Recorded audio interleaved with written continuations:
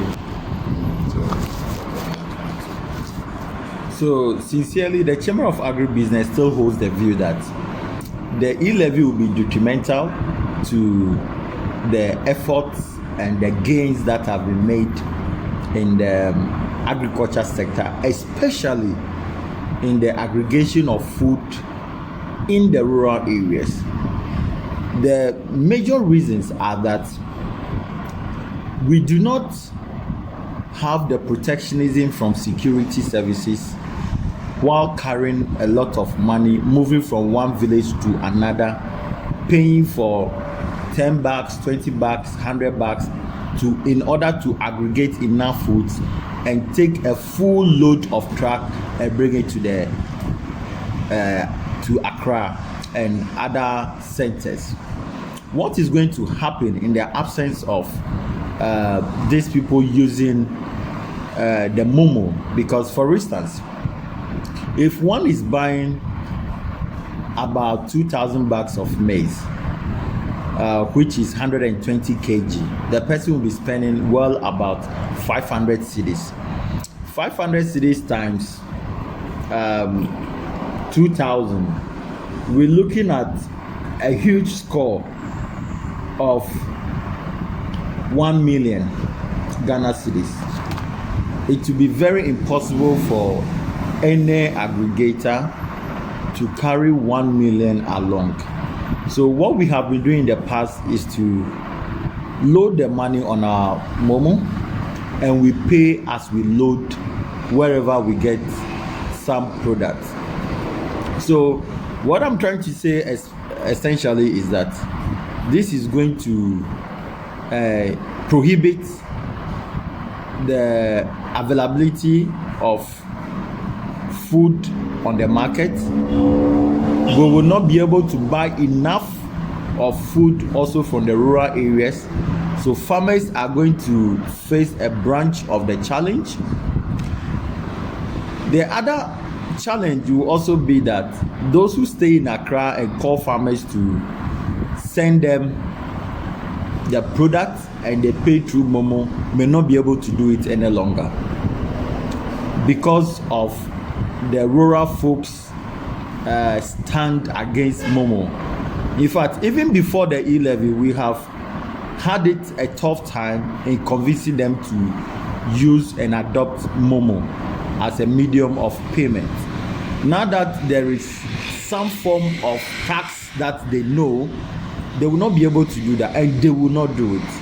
For me, these are some of the challenges we are going to face. People will not be forced to carry their monies on them, and that implies that there will be theft, there will be armed robbery, and the essentially. Hello. Yes. Good afternoon, sir. So this will go a long way to affect the food market in the cities. Currently, we are seeing increasing in food prices. This is also going to increase food prices on the market. What we were actually expecting, our recommendation or our expectations were that we will use this opportunity to create jobs. If the government actually needs taxes, we recruit a number of SS graduates, universities graduates, train them to be able to use them as tax collectors across the breadth and length of the country, both day and night. Whereas each person, whatever he collects, he's entitled to 30% or 20% of that. This is being done in the UK, and this is why UK collects more than 90% of their taxes. If we are able to do this, we will be able to generate over 1 million jobs, collect over $10 billion or cedis worth of revenue monthly, and it will be more than what the E-Levy is giving us. I have the solution. We have seen this being pioneered in several countries where we have advised them. So I strongly believe that government should hasten the implementation of the E-Levy and actually seek to adopt a long-term sustainable strategy towards revenue collection and tax payment. We need to train people and conscientize them and make them understand reason why they should pay taxes. And we also need to emphasize on the fact that there are tax rebates. Government needs to address that point critically, that yes, the fact that you pay taxes, that doesn't mean that is it. There are tax rebates that both SMEs, startups, and big businesses are entitled to.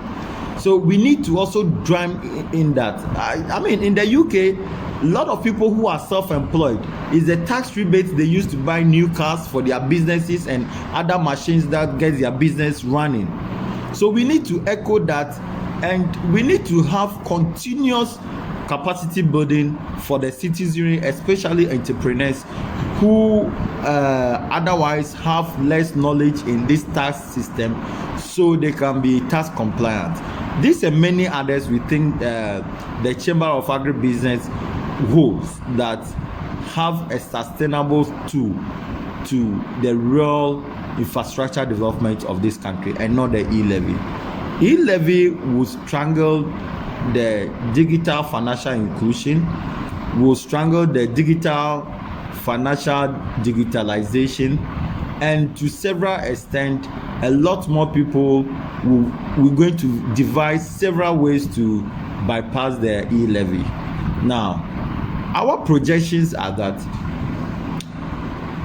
if this goes ahead, the probability or the propensity of us having 20 to 30% of the economy in the hands of the black market, this will spell doom for the country, in that there'll be more money circulating on the black market that are not within a centralized system or in the system.